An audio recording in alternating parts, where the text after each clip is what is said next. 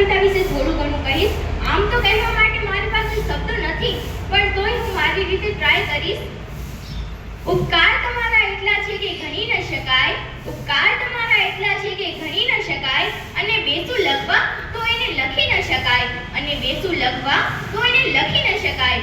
હું નીકળું ઘરથી તો તારી દુઆઓ મારી સાથે હોય છે. હું નીકળું ઘરથી તો તારી દુઆઓ મારી સાથે હોય છે. મને આગળ વધવામાં તારી માનતાઓ હાથે હોય છે. મને આગળ વધવા માટે તારી માનતાઓ હાથે હોય છે.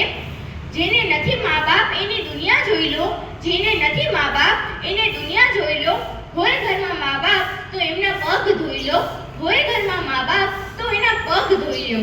અને ભગવાનની પૂજા કરતા પહેલા એમનું મુખ જોઈ લો, અને ભગવાનની પૂજા કરતા પહેલા એમનું મુખ જોઈ લો.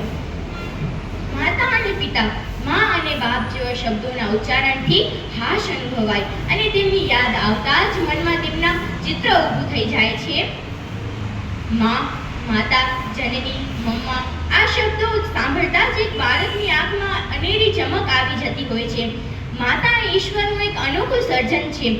આ સૃષ્ટિનું સર્જન કર્યા પછી જ્યારે ઈશ્વર બધી જગ્યાએ પહોંચી નથી શકતા તો તેમણે માતાની રચના કરી છે.